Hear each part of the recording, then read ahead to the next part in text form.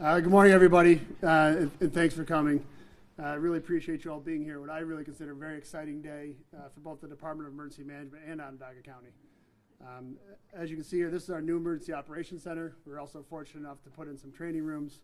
I think this will be not only a tremendous asset for us, but also for our partner agencies throughout the county. Before talking too much about the facility and what it'll mean for us, a few people that I would like to thank for the work with this and the support of it. First, the County Executive McMahon and the Legislature for their belief in our mission and the support of this initiative. Although we received some federal funding for the renovations that have occurred, the renovations would not have been possible without significant local support. They have shown support since the inception of this idea for us.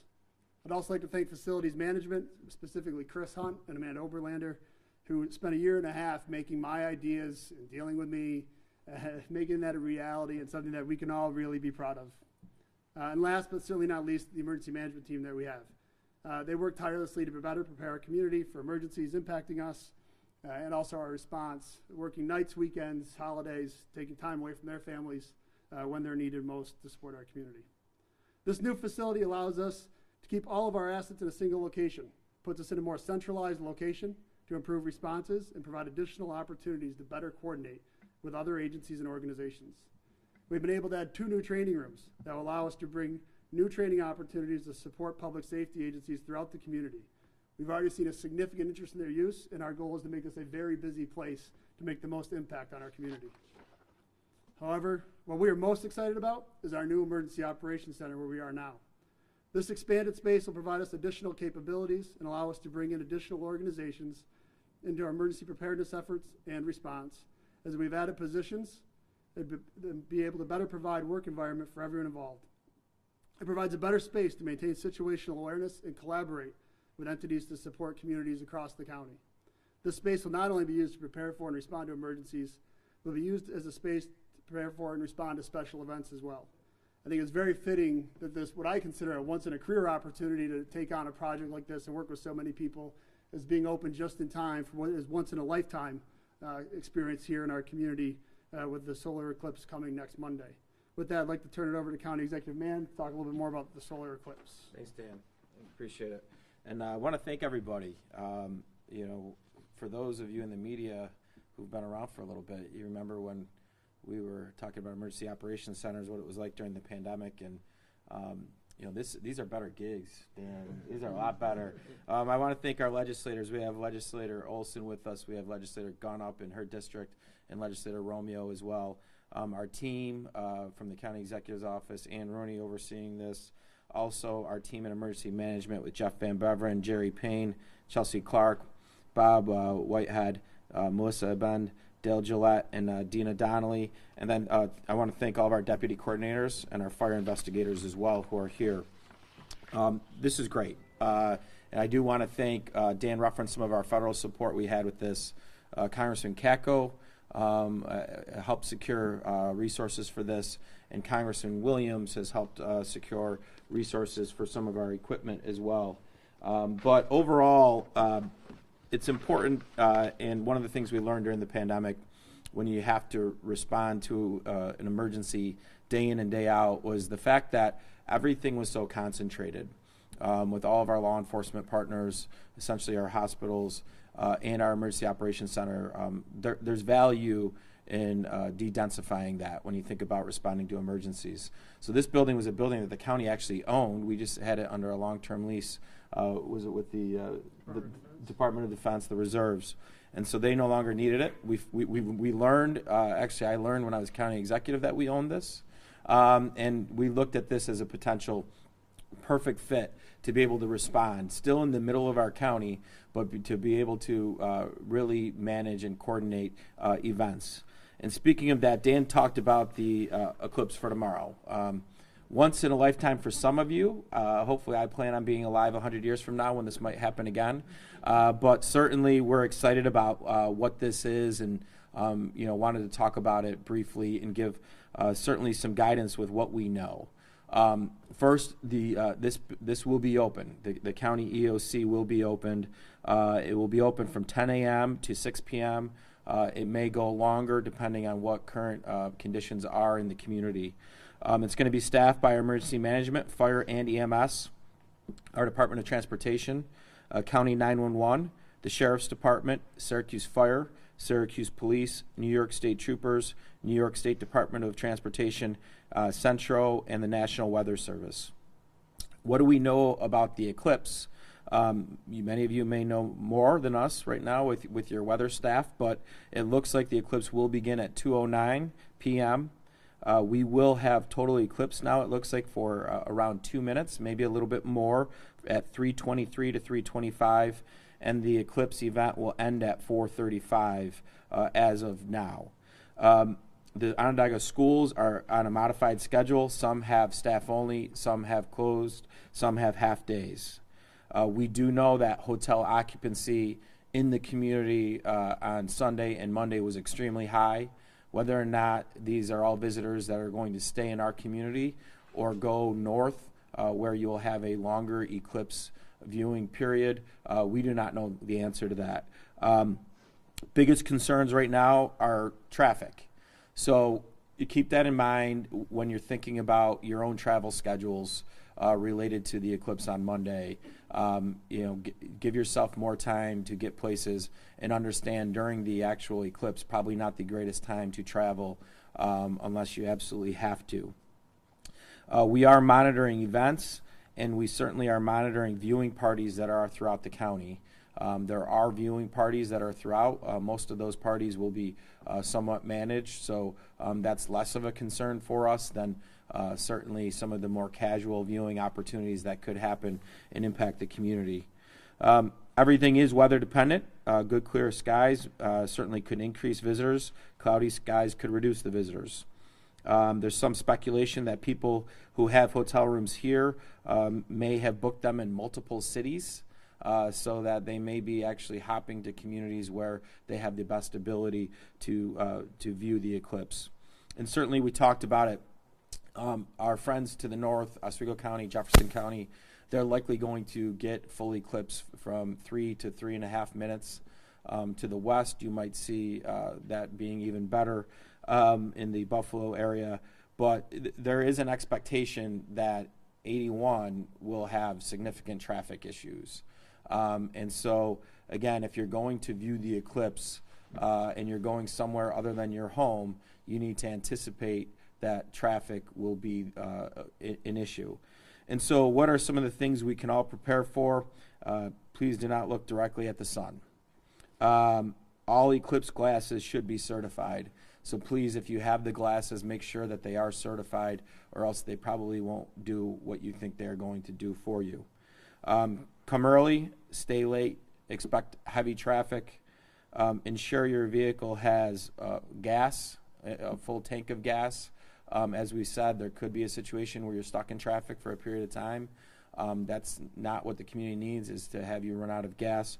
Certainly you might want to consider some of the preparation that you have during storms, certainly water and food as well. Do not stop along roadways. Only observe the eclipse in designated areas. We ask that everybody in the community does that as well. But it is a time, it is history, it is exciting. It is also my mom's birthday, so happy birthday, Mom, in advance. We encourage everybody to enjoy it and enjoy it safely, but recognize that if you're going to be out in the public outside of your own home, there is a level of risk, and there is unpredictable circumstances right now. We don't know how many more people will be in our community. We're a community of essentially Central New Yorkers of about 800,000 people in and out Central New York. If we have 100,000 to 500,000 individuals coming into the Finger Lakes region, we're part of that. If you add in that density, certainly you're going to see traffic, and you're also going to have unexpected things happen, and that's why the EOC is going to be open. Saying that, happy to take questions. You mentioned hotel rooms. Is there any other kind of concrete evidence you have that we're going to have a lot of people in a lot of bad traffic? I don't know, Dan, if you want to opine on that more. That's the best thing we can look at.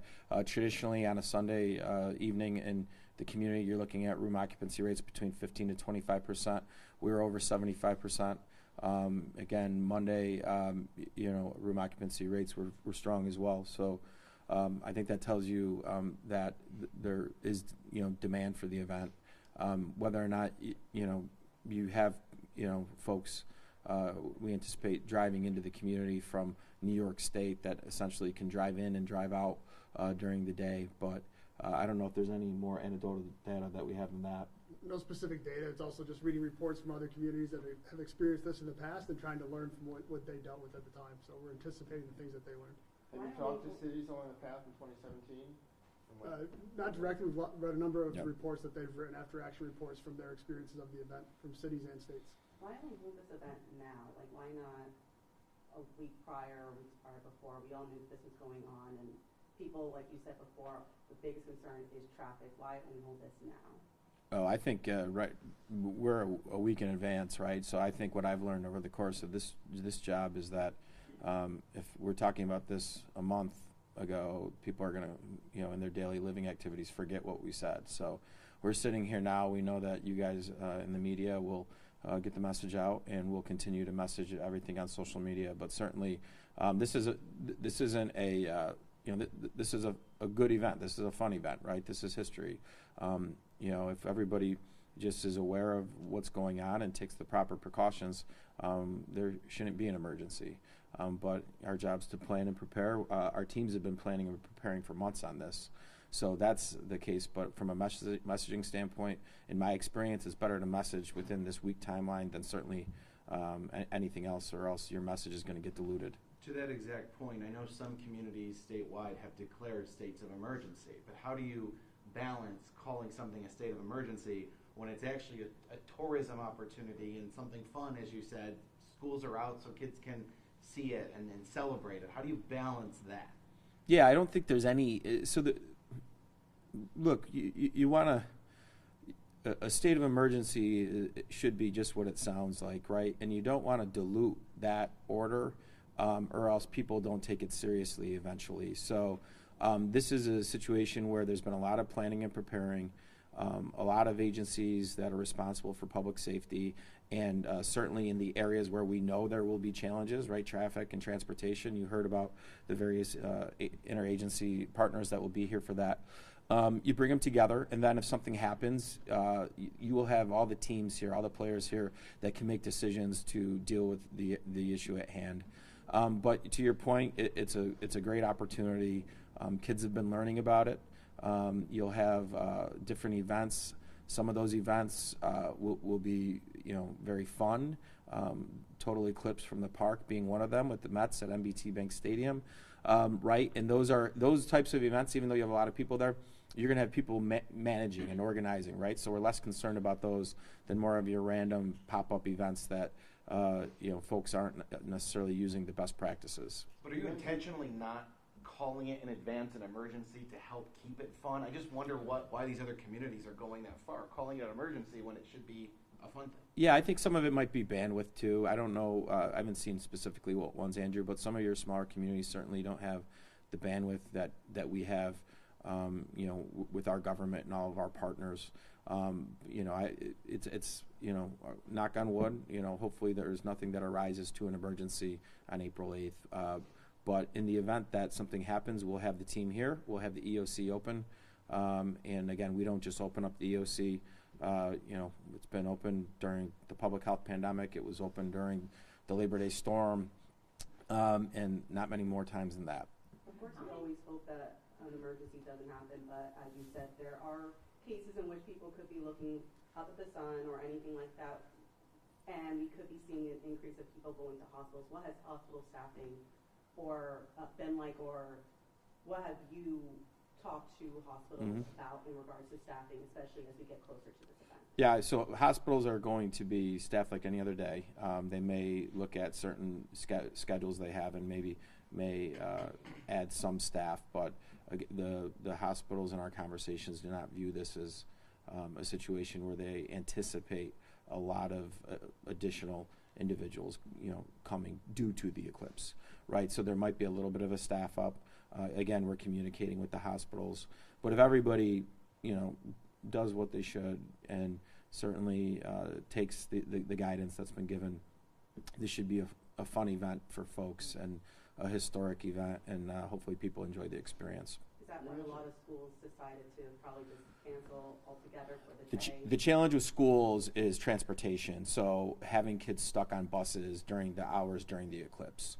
If you think about an uncontrolled setting, one bus driver, 25 students on a bus during the course of that 2 to 4 window, exactly when this is happening, that's why the schools have modified their schedule or canceled them altogether. You mentioned heavy traffic on 81. What about the thruway and local roads? What do you anticipate? Yeah, it's tough to anticipate it. We're kind of anticipating we're going to have traffic everywhere, but certainly understanding that you're going to have best viewing in the Watertown area. Certainly, one would think that 81 between Oswego to Jefferson County, if you wanted to go there, go early, and certainly if you went there, stay later to avoid some of the traffic. But we do anticipate there being increased traffic during that period of time. We don't know what it's going to look like, so our advice is, the best advice is, enjoy it from the confines of your own property. But if you're going to go somewhere and do not watch on the side of the road, as that could create more traffic issues. I know, as you mentioned, NBT Bank Stadium will be opened early, but for Mets ticket holders for that game. Is the county able to do anything to offload people parking on roads, open up a big parking lot somewhere? Anything that you can offer, perhaps free, for people to, I guess, not end up on the side of the road? Yeah, I think overall, if you look at some natural viewing spots, potentially you have your parks, and so certainly any of our county parks have ample parking, and people can do that. Again, we would ask that if you're going to do that, you bring glasses and you follow all protocols that we've just mentioned. But overall, Andrew, I think most employers are still going to be open. We will be open, and so I think what you'll have is tourism coming into the community. These folks are coming here for a reason. I'm sure they've done diligence on where they want to view the eclipse. But certainly there's not going to be one designated area to go park and view. We have great parks that people can go and park at and view the eclipse. Is there access to the amphitheater as a park that day? I do not believe so. Speaking of this just being a big way for so many people to come to Central New York, it's a great way to put Central New York on the map for a lot of people with this tourism. What has been the marketing strategy? Honestly speaking, I haven't really seen as much, but what has been your marketing strategy for this event coming up? Well, I'm just worried about it going smoothly, right? And I think some of the private sector partners have figured out how they can take advantage of the opportunity for their business. The hotels are doing well. Certainly, I'm sure some restaurants have reevaluated maybe being closed on a Monday. They should. If they haven't, they still have time, because I think it could be a very good day for restaurants of all kinds throughout the community as well. But I think it's it's not just us that's seeing the eclipse, right? All Central New York and the Finger Lakes going into Western New York are, but it is a nice opportunity to showcase different aspects of your community for the time period people are in. So hopefully the business community will, especially restaurants. A lot of restaurants are shut down on Mondays because they're busy from the weekend.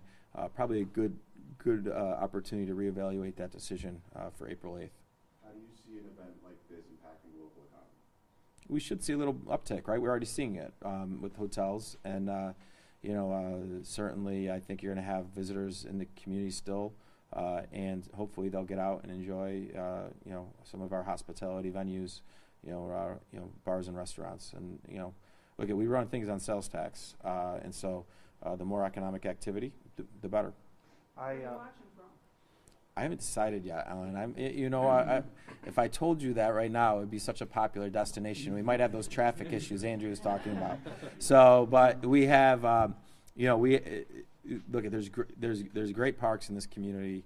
I know in my old neighborhood, I got an idea where, folks in Strathmore are probably going to be watching. I think in different areas of the community, there'll be logical choices. I haven't picked mine yet. So, but. I do have some glasses. Now I'm going to make sure that they are certified glasses when I go back, because I already have vision issues. The last thing I need is more. So. I believe you have News Channel 9 brand glasses, but I'll take it. Make you say it. Have you been in touch, Dan or county executive, with the state DOT about 81 specifically? Yeah, Dan, why don't you take that?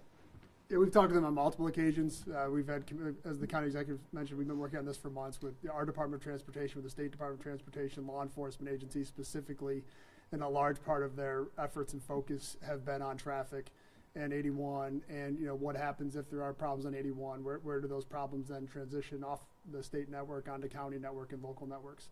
So we're trying to anticipate that a lot, like we do for snowstorms or other events where there might be impacts to some of those larger roads. Could you add to that a little? Do you plan to shift county resources to help manage some of I-81 within the county?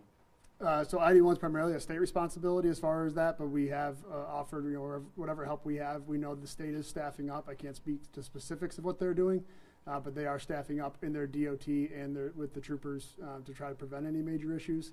But as the county executive said, having them here in this room, be able to coordinate with them directly and put ourselves in a better position to react and respond to things that aren't fully anticipated, we feel that we're as prepared as we can be for this. So perhaps there's not an exact plan, but you're planning to be able to shift resources as the actual as it unfolds that day. Correct. Yep. So how many people will be in here then on Monday, Dan? And is it like the full force? If this is the first activation of this center, is it kind of working out bugs or anything like that, or are you really ready to go? No, we're ready to go. I think a lot of what we've done is transition from downtown and what we've done before. It's just in a new location, right, and a new desk setup. But overall, we're anticipating 10 to 12 agencies to be here within the desks, and then also we'll have a number of our staff to support that. There are agencies that will bring multiple people with them. And again, some of that's for different reasons. Some of it's training some of their staff in a new location or a new part of their job. But so we're expecting probably a total of about 30 people in general. Would you have opened it if it was still downtown? Is this just a natural event to open it for, or is it kind of a fun way to launch the new center? I think we would have opened it absolutely, even if it were downtown. I think the things that we have learned and what we've read from the experiences of other municipalities throughout the country that experienced the full totality in 2017, we have to put ourselves in that position to be able to react and respond better. And how does this work with 911 Center? I'm sure there's seamless ways of that. Yeah, so the 911 Center in that system will function normal day to day, right? So what that'll be, so they'll still dispatch calls as needed. There'll be additional resources available to agencies, and that will be coordinated through here. But if it's an emergency dispatch, it will still go through 911. It'll still be managed through CAD, just as if it were to happen today. Other questions? Just one last one on the DOC. Where was the old one? Was that in the sub basement of the county building? Yeah. Cramped? Yeah, in the basement. Yeah. I know it's already but talk about the density or the workflow. What have you been able to apply here in building this out from lessons you've learned in the existing one? Well, I just, we went through scenarios in 2020 with the public health pandemic, and then with the situation related to unrest in the community. And when you have your public safety teams concentrated in one area, logistically that's probably not the smartest thing to do. And so certainly when you look at the existing footprint of emergency management, your EOC, your Sheriff's Department, your SPD, all within a block, there's just things that can go wrong. And so, by de-densifying that where you can respond and have a coordinated center respond to the needs of the community at large, still centrally located here in the town of Salina, which is centrally located throughout Onondaga County, that there's just a lot of value there. And so I think that was an idea. We knew being in the basement of the Civic Center wasn't ideal to begin with, but once you had this facility that we owned, where you could improve all aspects of public safety and emergency operations, it was a no-brainer. And just to be clear, this is only activated when there's some kind of emergency in the community? Yeah, so our emergency management department works out of this building. The EOC where you are right now is only activated with its partners during an emergency or anticipation of an event. And so certainly, this is an event that we want everybody there. To Andrew's point, you don't want to get caught flat-footed with what's not known, one area or the other. So if you're all together and you see a resource challenge for something in one area, you have brother and sister agencies that can help pick up the slack. So in the pandemic, you would have had your news conferences here, let's say, as opposed to down. This is, well, there were, the On Center was a nice venue for that, and it was certainly within walking distance. But these are nice gigs here that Dan built for himself. So these are certainly, this is a great facility, and certainly will serve the community well. I'm told you can't take the podium with you. This is staying put. Yeah, this is. Yeah. If you see mine's old and it's rusty, and I can get splinters when I'm holding on to it. So, but this is a nice one. And the old DOC, that going away, is that going to be kept around in some What are we doing with that? backup? Yeah, that's the backup for in the event something were to happen here. And you had a backup for that one, right? We had spaces identified that would be able to go to and move to. This is a much easier process to go to a site that is set up, essentially. Other questions? Well, thank everybody. Appreciate it. Are we going to do a ribbon cutting or no? No? Okay. Can we see the eclipse glasses you were gifted last week with other cameras?